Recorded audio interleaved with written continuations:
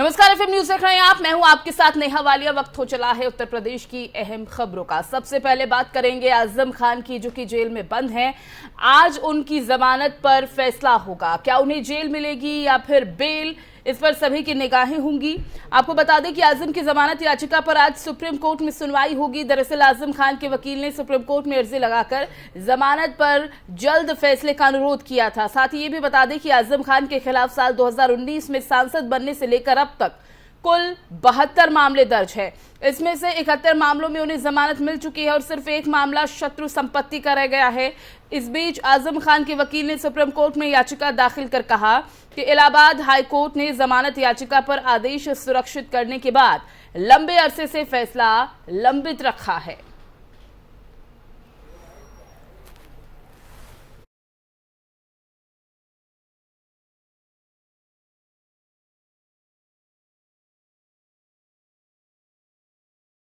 अब बात करेंगे चंदौली की, जहां पर गैंगस्टर के घर दबिश देने पहुंची पुलिस ने वहां पर परिजनों के साथ मारपीट की, अभद्रता की है और आरोपित के घर पर न होने की वजह से पुलिस ने आरोपित के परिजनों के साथ ये मारपीट की है। गैंगस्टर को पकड़ने गई पुलिस पर आरोप है कि उन्होंने गैंगस्टर के परिवार वालों से जमकर मारपीट की। पुलिस पर आरोप है अभद्रता का भी। और इसके बाद आरोपित कन्हैया यादव की जो 27 वर्षीय बेटी है गुड़िया, उसकी इस पूरे घटनाक्रम में मौत हो गई है। छोटी बेटी गुंजा भी काफी जख्मी है। पुलिस वालों पर हिस्ट्री शीटर कन्हैया यादव के घर में घुसकर उनकी बेटियों से मारपीट का आरोप लगा है। परिजनों का आरोप है कि पुलिस की पिटाई से बेटी की मौत हुई है और इस घटना से यूपी पुलिस सवालों के घेरे में है। इस संबंध में डीएम संजीव सिंह ने बताया कि गैंगस्टर कन्हैया यादव की बेटी निशा अपने घर में मृत पाई गई। एसएचओ को पूरे मामले को देखते हुए निलंबित कर दिया गया है और मृतक के परिवार से शिकायत मिलने पर प्राथमिकी दर्ज करने की प्रक्रिया चल रही है। मृतक गुड़िया के पोस्टमार्टम रिपोर्ट आने का इंतजार है ताकि आगे की कार्रवाई शुरू की जा सके। पोस्टमार्टम के लिए मृतका का शव जिला अस्पताल भेजा जा चुका है और इसी के साथ सपा विधायक भी पीड़ित परिवार के लोगों से बातचीत करने मिलने वहां पर पहुंचे थे और उन्होंने आरोप लगाया कि आरोपित न मिलने पर पुलिस ने घर वालों के साथ दरिंदगी की, बेटियों को धमकी दी, जिसके बाद सपा प्रमुख अखिलेश यादव ने भी इस पर अपना रिएक्शन दिया है। ट्वीट करते हुए कहा कि जिस पुलिस को असीमित अधिकार देकर योगी जी गुंडागर्दी करा रहे हैं, एक दिन वही पुलिस भस्मासुर बनकर भाजपाइयों को भी नहीं बख्शेगी। लोकतंत्र में मर्यादा, राजधर्म, शुचिता होती है, लेकिन इस बीजेपी शासनकाल में सब कुछ खत्म हो चुका है। तो एक बार फिर उत्तर प्रदेश पुलिस सवालों के घेरे में है। सैयद राजा में एक वीडियो वायरल हो रहा है जिसमें एक महिला का मृत्यु होना बताया जा रहा है। इसमें यह अवगत कराना है कि एक कन्हैया यादव जो सैयद राजा में जिनके ऊपर गैंगस्टर है, उनका एफबीडब्ल्यू निकला हुआ था। पुलिस लगभग 4 साढ़े 4 बजे जो इंस्पेक्टर द्वारा बताया गया और उसकी जनरल आईडी जीडी की एंट्री भी है। पुलिस अपनी दबिश देने के लिए गई, जिसमें महिला फोर्स भी थी और सब इंस्पेक्टर्स भी थे और उसका वीडियो भी है। और पुलिस उनके घर पर गई जहाँ पर कन्हैया यादव नहीं मिले। उसके बाद पुलिस आगे चली गई और शाम के लगभग 6 बजे के आसपास ये वीडियो और ये अवगत कराया गया कि महिला की मृत्यु हो गई है। इसमें प्रथम दृष्टया एक जांच मेरे द्वारा उठाई गई है, जिसमें एडिशनल एसपी सदर द्वारा ये जांच की जाएगी और अगर किसी भी पुलिस की लापरवाही आती है तो उन पर उचित कार्रवाई की जाएगी। प्रथम दृष्टया ये लग रहा है कि जो महिला की मृत्यु हुई है वो घर के किसी कारण या सुसाइड के कारण हुई है। हालांकि तब भी हम पोस्टमार्टम की रिपोर्ट के ऊपर इसमें आगे की कार्रवाई करेंगे। वारंट यहाँ नहीं मिला है और उनका बेटी का डेड बॉडी मिलने का जो सूचना मिली है, तुरंत कप्तान साहब को ये सूचना मिली। फिर यहाँ जो है फिर पब्लिक ने जाम लगा दिया। जाम लगाने के बाद एक एम्बुलेंस के साथ तोड़फोड़ किया था और साथ में एक सिपाही और एक होमगार्ड के साथ मारपीट किया। और ये परिवारजनों के द्वारा ये आरोप लगाया था। ये इंस्पेक्टर जो है जब यहाँ वारंट के लिए यहाँ घर पर आए थे तो ये बड़े वाला लड़की जो निशा यादव है उनके साथ मारपीट किया है और मारपीट करने के उपरांत उनका डेथ हो गई। इस तरीके से उनके ऊपर इंस्पेक्टर के ऊपर आरोप लगाया और उनसे तहरीर भी एसपी साहब के द्वारा प्राप्त किया गया है और उनके विरुद्ध नियमानुसार कार्रवाई किया जा रहा है। ये जो आरोपी था जिसके घर दबिश देने हैं, इनको ये जिला बदर थे कि नहीं, ये जानना चाह रहे हैं। ये भी जिला बदर है, जैसे मुझे जानकारी मिली है वो जिला बदर भी है। एनबीडब्ल्यू जो न्यायालय से निकली है उसको दोनों का काम में यहाँ आए हैं बता रहे हैं। आज अपराह्न में एक सूचना मिली कि कन्हैया यादव जो मनराजपुर अंतर्गत थाना सैयद राजा के निवासी हैं, उनकी एक बेटी की जो है डेड बॉडी है घर में और उस पर तत्काल जो है मेरे द्वारा और पुलिस अधीक्षक महोदय के द्वारा मौके पर पहुंचा गया। परिवार वालों से बातचीत की गई और मौका मुआयना किया गया, जिसमें निशा, जिसकी उम्र लगभग 21-22 साल की है, उसकी डेड बॉडी पाई गई है। परिवारजनों द्वारा तहरीर दी गई है, उस तहरीर के आधार पर सुसंगत धाराओं में मुकदमा दर्ज किया जा रहा है। साथ ही जो दबिश के संबंध में आरोप लगाया कि पुलिस ने दबिश दी है, उस पर SHO पर आरोप लगाया गया है। SHO को तत्काल प्रभाव से निलंबित किया जा रहा है। ये जो मुकदमा दर्ज किया गया है उसमें SHO का भी नाम है इस तहरीर में, तो उनके खिलाफ भी ये हत्या का मुकदमा दर्ज जो हो रहा है। परिवार वालों के द्वारा जो तहरीर दी गई है उसके आधार पर मुकदमा दर्ज किया जाएगा। अच्छा, ये जो घर है वो जिला बदर थे, इस तरह की भी सूचना आ रही है, इस संबंध में क्या बता सकते हैं आप? क्या जो पूर्व में मुकदमे दर्ज हैं उसके आधार पर एक तो जिला बदर की सूचना है, साथ ही साथ गैंगस्टर एक्ट की भी धाराओं के अंतर्गत मुकदमा दर्ज है कन्हैया यादव के ऊपर।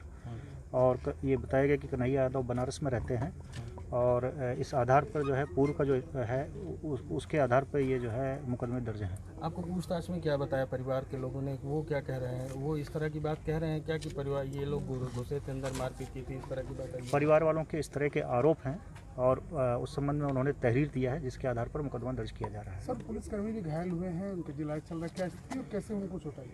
जब ये घटना आसपास के लोगों को जानकारी हुई और जो छोटी लड़की उस टाइम घर पे थी उसने बताया है, उसके आधार पर कुछ लोगों ने रोड जाम किया है। जो हमारा शहीद राजा जमनिया रोड है, उस रोड जाम के दौरान जो पुलिस जब यहाँ आ रही थी तो उनके साथ इस तरह की घटना। और वहीं अब उत्तर प्रदेश में लाउड स्पीकर का लाउड शोर अब कम होता नजर आ रहा है। योगी आदित्यनाथ सरकार लगातार लाउड स्पीकर पर कार्रवाई कर रही है। बताते चले कि सीएम योगी आदित्यनाथ के निर्देश पर पूरे राज्य में लाउड स्पीकर के खिलाफ कार्रवाई की जा रही है। खबर है कि बीते हफ्ते अलग अलग धार्मिक स्थलों से 54,000 लाउड स्पीकर उतारे गए हैं। ये भी बता दें कि इस कार्रवाई के दौरान ये लाउड स्पीकर डेसिबल सीमा का उल्लंघन करते पाए गए थे और पुलिस ने कई स्पीकर्स की आवाज भी कम कराई है। तो लगातार लाउड स्पीकर पर कार्रवाई हो रही है उत्तर प्रदेश में।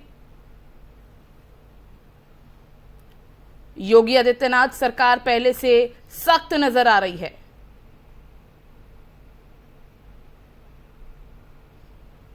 तो इसी पर ज्यादा बातचीत के लिए हमारे संवाददाता नितिन का रुख कर लेते हैं। नितिन, लाउड स्पीकर की लाउड आवाज अब उत्तर प्रदेश में कम हो गई है। एक हफ्ते में 54,000 लाउड स्पीकर जो हैं हटा दिए गए हैं और आवाज भी धीमी हुई है। अभी तक क्या जानकारी मिल पा रही है उत्तर प्रदेश में, किस तरह के हालात बन रहे हैं? क्योंकि ईद सर पर है और ईद पर किसी भी तरह का माहौल खराब ना हो, इसकी भी कोशिशें लगातार जारी हैं।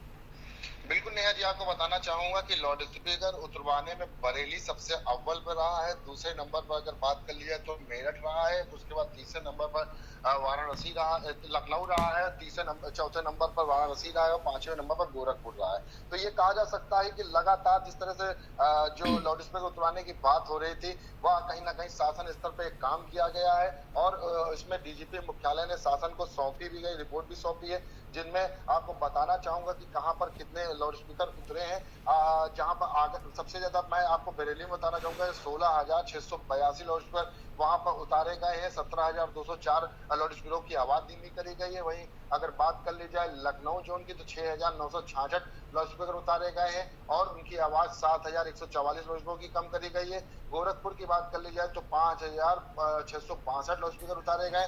अगर वॉल्यूम कम करने की बात कर ली जाए तो 8,517 लाउड स्पीकर की आवाज कम करी गई। वाराणसी की बात कर ली जाए तो 5,992 लाउड स्पीकर उतारे गए और आवाज कम करने में अगर बताया जाए तो 8,517 लाउड स्पीकर की आवाज कम करी गई। वहीं कानपुर की बात कर ली जाए, क्योंकि कानपुर में भी सबसे ज्यादा लाउड स्पीकर उतारे गए हैं, तो कानपुर में 1,681 उतारे गए हैं। वहीं जिस तरह से मेरठ में सबसे ज्यादा 10,376 लाउड स्पीकर उतारे गए हैं और 9,960 लाउड स्पीकर की आवाज कम करी गई। तो कुल मिलाकर ये कहा जा सकता है कि पूरे उत्तर प्रदेश में एडीजी कानून व्यवस्था प्रशांत कुमार द्वारा जो बताया गया है उसमें ये बताया गया धर्मस्थलों से लगातार लाउड स्पीकर उतारे गए और टोटल 54,000 से ऊपर लाउड स्पीकर उतारे गए और जिनकी आवाज कम करी गई वो 60,000 के ऊपर आवाज जिनकी कम करी गई। रिपोर्ट में बताया गया कि कार्रवाई के मामले में बरेली सबसे ज्यादा अव्वल पे रहा है, दूसरे नंबर पर मेरठ रहा है, तीसरे नंबर पर लखनऊ, चौथे नंबर वाराणसी और प्रयागराज रहा है। तो कहीं ना कहीं ये कहा जा सकता है कि लगातार जो शासन द्वारा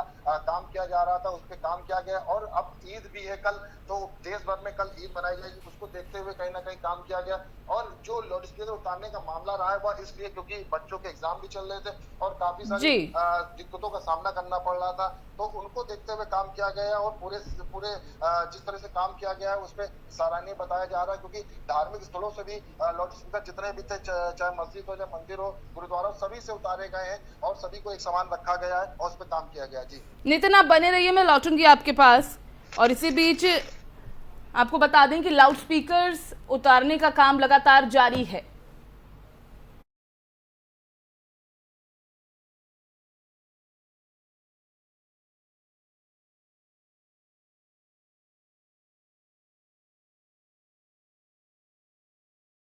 तो कल देश भर में ईद का त्योहार मनाया जाएगा, सौहार्द बना रही इसकी भी कोशिशें लगातार जारी है। और आज आखिरी रोजा है। आपको बता दें कि इसलिए सोमवार यानी आज 30वां रोजा है, आखिरी रोजा है, और उसके बाद ईद उल फित्र 3 मई को होगी। साथ ही कहा गया है कि ईदगाह लखनऊ में ईद की नमाज 3 मई को सुबह 10 बजे होगी। मौलाना खालिद रशीद फरंगी महली ने सभी देशवासियों को ईद की मुबारकबाद भी दी है। अब देखना यह होगा कि ईद को लेकर पुलिस प्रशासन ने क्या कुछ पुख्ता इंतजाम किए हुए हैं। क्योंकि जिस तरह से जहांगीरपुरी में हुआ वैसा दोबारा ना हो, इसका ख्याल उत्तर प्रदेश में रखा जा रहा है। और इसे ध्यान में रखते हुए क्या क्या सुरक्षा के इंतजाम किए गए हैं वो हम जानेंगे नितिन से। लगातार नितिन हमारे साथ बने हुए हैं। नितिन, आज आखिरी रोजा है और कल ईद मनाई जाएगी। इसे देखते हुए, क्योंकि जहांगीरपुरी का मैंने जिक्र किया, जिस तरह से दिल्ली के जहांगीरपुरी में हिंसक घटना हुई थी और उसके बाद जिस तरह से माहौल बिगड़ा था, सभी जानते हैं। उसी के लिहाज से उत्तर प्रदेश में किस तरह के सुरक्षा के इंतजाम किए गए हैं ताकि यहां पर वैसा नजारा ना हो? बिल्कुल नेहा जी, आपको बताना चाहूंगा कि कल पूरे देश में ईद का त्यौहार मनाया जाएगा। तो कहीं ना कहीं राशिद फिलंगी ने भी कल चांद नहीं दिखा तो ये कहा गया कि 3 तारीख को मंगलवार को ईद मनाई जाएगी पूरे देश में। लेकिन जो सुरक्षा का इंतजाम की बात जो होती है सबसे महत्वपूर्ण बात है, क्योंकि इससे पहले जहांगीर में देखा जा चुका है जिस तरह से हिंसा भड़की थी, तो कहीं ना कहीं यहाँ पर लखनऊ में सारे इंतजाम किए जा चुके हैं और उत्तर प्रदेश में गाइडलाइन जारी की जा चुकी है। आपको बताना चाहूंगा कि डीसीपी ट्रैफिक सुभाष चंद्र साक्य के मुताबिक ट्रैफिक से संबंधित सभी प्रकार की समस्या उन्होंने नंबर जारी किया हुआ है अपना, और उसके माध्यम से वो सूचना देते हैं। यहाँ पर जिस तरह से यातायात में परिवर्तन कल रहेगा, क्योंकि जिस तरह से सीतापुर रोड की तरफ जाने वाले रोड डालीगंज रेलवे क्रॉसिंग की तरफ नहीं जा सकेंगे, खदरा की तरफ जाने वाले पक्का पुल की तरफ नहीं जा सकेंगे, क्योंकि यहाँ पर कई मस्जिदें पड़ती हैं। टीले की मस्जिद को वहां पर सबसे ज्यादा भीड़ होगी कल, और ईदगाह जो ऐशबाग में वहां पर सबसे ज्यादा भीड़ होगी। तो यहाँ पर सबसे ज्यादा नमाज पढ़ने वाले लोग आएंगे, इकट्ठा होंगे, इधर से उधर नहीं जा पाएंगे, इसलिए इन्होंने डाइवर्जन बना रखा है। और ऐशबाग पुल जो भी हमने आपको बताया है कि ऐशबाग ईदगाह में पड़ता है, तो उधर का जो रास्ता है ऐशबाग पुल के नीचे से मोती नगर का तरफ का रास्ता उन्होंने कर दिया। और सबसे महत्वपूर्ण आपको बात बताना चाहूंगा, जो नमाजियों के लिए जो रास्ता बनाया गया वो मैं आपको बताना चाहूंगा कि मिल एरिया से बुलाकी अड्डा की तरफ नमाजियों को सम्मिलित होने वाला एक रास्ता जो जाता था, उसके अलावा दूसरा रास्ता नहीं बनाया गया, वो वही रास्ता निर्धारित किया गया। बुलाकी अड्डे से तिराए गए हैदरगंज की तरफ सिर्फ नमाजियों के वाहन ही जा सकेंगे, अन्य कोई नहीं जा सकेंगे। हैदरगंज की तरफ से ईदगाह की तरफ नमाजियों के अलावा कोई और नहीं जा सकेगा। नाका से ऐशबाग की तरफ जाने वाले नमाजियों के लिए कोई और दूसरा नहीं जाएगा। यही हाल यहियागंज ईदगाह की तरफ रहेगा, और यहियागंज वाटर वर्क्स रोड की तरफ भी ऐसा ही कुछ मामला रहेगा। लेकिन सबसे महत्वपूर्ण बात आपको बताना चाहूंगा कि जो पुलिस ने व्यवस्था बनाई है वो ड्रोन कैमरे को भी उन्होंने हर चौराहे पर लगा रखा है, और उन्होंने उसके माध्यम से हर सब पे नजर रखी जा रही है कि किस तरह से वह सुबह जो जिस तरह से जहांगीर में जो मामला आ चुका था वो लखनऊ में ना देखने को मिले, इसलिए सुरक्षा को लेकर और सारे चाक चौबंद व्यवस्थाएं करी गई हैं। और हर तरफ हर चौराहों पर पुलिस तैनात कर दी गई, यातायात में परिवर्तन कर दिया गया है कि जिसमें कोई विवाद ना हो सके। और जो टाइमिंग रखी गई है नमाज पढ़ने की, उसको भी निर्धारित कर दिया गया है, क्योंकि जिस तरह से सुबह 7 बजे से ये सब लोग इकट्ठा होंगे, 1 बजे तक सभी मस्जिदों में नमाज अदा हो जाएगी। तो कहीं ना कहीं उस बीच का जो डाइवर्जन है यातायात का, उसको अलग अलग कर दिया गया, जिसके कारण किसी को तकलीफ ना हो सके, कोई यातायात में बाधा ना सके। और सबसे महत्वपूर्ण बात आपको बताना चाहूंगा कि जो जितने भी नमाजी जाएंगे या जितने भी जो वहां से यातायात के लोग लोग जाएंगे उन पर नजर रखने के लिए जगह जगह पे कैमरे लगे हुए हैं और उनके माध्यम से सर्चिंग चल रही है। और लगातार रात में भी पुलिसिंग लगी थी और पुलिसिंग सर्चिंग चल रही थी, मॉनिटरिंग हो रही थी कि जिस चौराहों पर जिनको शंका लग रही थी वहां पर जाकर वह जरूर सख्ती से पेश आ रहे थे लोगों से कि यहाँ पर इकट्ठा न हो, एकजुट न बने, क्योंकि लोगों की भीड़ भी लगने नहीं दी जा रही। तो ये कहा जा सकता है कि पूरी तरह से सुरक्षा का इंतजाम किया जा चुका है और ऐसा कोई मामला सामने न आए जो जहांगीर में देखने को मिला था। जी चलिए नितिन, बहुत बहुत शुक्रिया इस तमाम जानकारी के लिए आपका। तो यूपी समेत पूरे देश में 3 तारीख को ईद मनाई जाएगी और उत्तर प्रदेश में ईद को लेकर खास इंतजामात किए गए हैं सुरक्षा के, ताकि कहीं भी किसी भी तरह का माहौल बिगाड़ने की कोशिश ना हो और सभी ईद का लुत्फ उठा पाएं।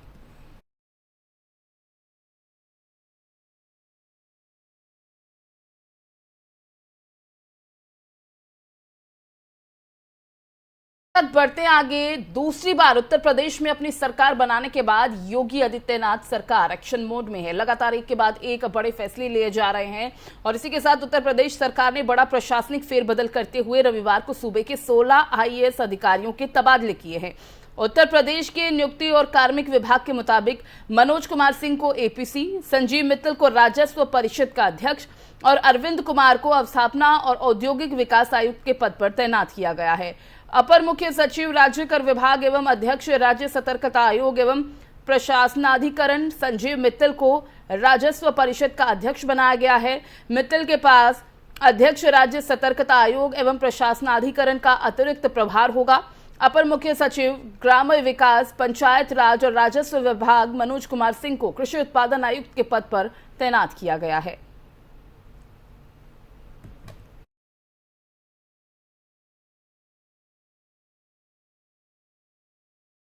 और अब बात करेंगे प्रदेश में बढ़ते कोरोना के मामलों की और उसी के बीच बात गौतम बुद्ध नगर की करें तो गौतम बुद्ध नगर को लेकर अहम जानकारी सामने आ रही है। धारा 144 अब 31 मई तक के लिए यहां लागू कर दी गई है। दिल्ली NCR में एक बार फिर से कोरोना के मामले बढ़ रहे हैं और इसी के मद्देनजर शासन ने यह फैसला किया है। गति भले धीमी हो लेकिन यूपी में भी कोरोना के मरीज मिल रहे हैं। उत्तर प्रदेश में रविवार को 269 नए कोरोना मरीज मिले, 218 संक्रमित भी सही हुए हैं।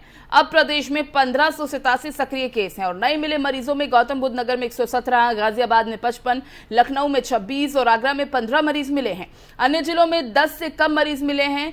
चंदौली में 1 मरीज की मौत हुई है और प्रदेश में टीकाकरण का काम भी तेजी से चल रहा है और कुल अब 31.48 करोड़ से ज्यादा वैक्सीन डोज प्रदेश में लगाए जा चुके हैं। तो गौतम बुद्ध नगर को लेकर यह अहम जानकारी सामने आ रही है कि धारा 144 लागू कर दी गई है 31 मई तक। जिस तरह से कोरोना की वजह से हालात बिगड़ते नजर आ रहे हैं, संक्रमितों की संख्या दिन पर दिन बढ़ती जा रही है।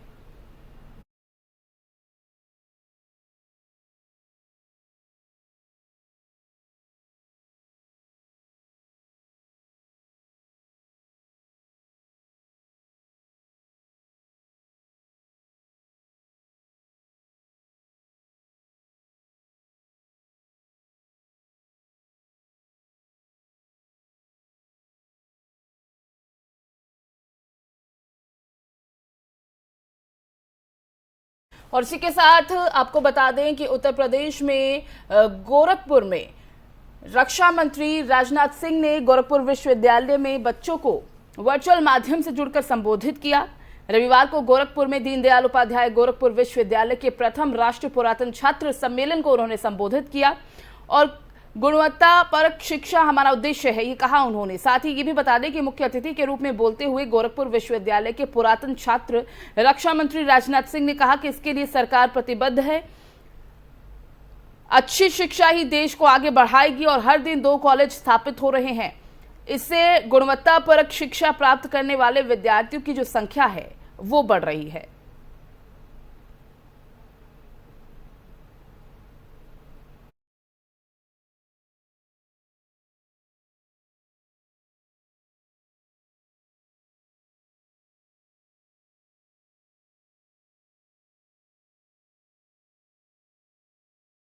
इससे पहले जैसा कि मैंने जिक्र किया, गौतम बुद्ध नगर में जिस तरह से कोरोना के मामले सबसे ज्यादा बढ़ रहे हैं उसे देखते हुए धारा 144 लागू कर दी गई है और न सिर्फ गौतम बुद्ध नगर बल्कि उत्तर प्रदेश में भी कोरोना का संक्रमण एक बार फिर पैर पसारने लगा है। रविवार को पिछले 24 घंटों में 279 नए केस मिले, जिसमें गौतम बुद्ध नगर में 117, गाजियाबाद में 55, लखनऊ में 26 और आगरा में 15 नए केस मिले हैं। प्रदेश सरकार ने फैसला लेते हुए कहा कि जहां पर केस ज्यादा मिल रहे हैं वहां सार्वजनिक स्थानों पर फेस मास्क लगाया जाना अनिवार्य है। बताते चलें कि रविवार को उच्च स्तरीय बैठक में सीएम योगी आदित्यनाथ अफसरों को कोविड गाइडलाइंस का कड़ाई से पालन करने का निर्देश देते नजर आए। उन्होंने अधिकारियों से कहा कि एनसीआर के जिलों और लखनऊ में सार्वजनिक स्थानों पर फेस मास्क की अनिवार्यता को प्रभावी बनाया जाए, लोगों को कोविड प्रोटोकॉल का अनुपालन के लिए जागरूक किया जाए, पब्लिक एड्रेस सिस्टम का प्रभावी ढंग से इस्तेमाल हो। साथ ही स्कूलों में कोविड प्रोटोकॉल के बारे में बच्चों को जागरूक करना बेहद जरूरी है।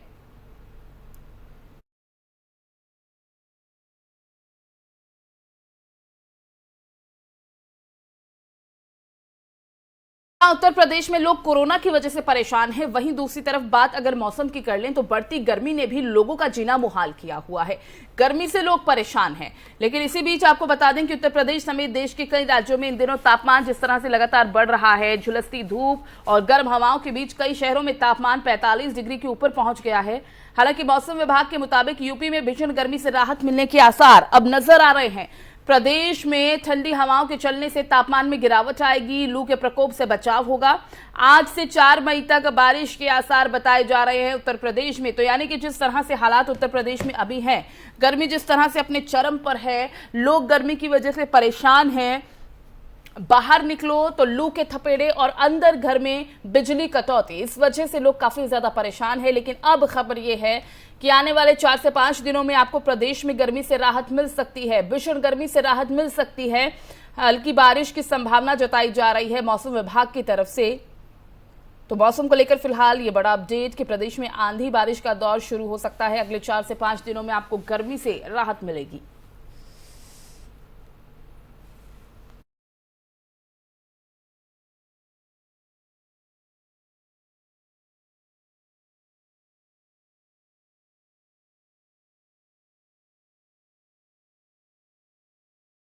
उत्तर प्रदेश की खबरों में फिलहाल बस इतना ही। बाकी अपडेट्स के लिए आप देखते रहिए FM न्यूज। दीजिए इजाजत, नमस्कार।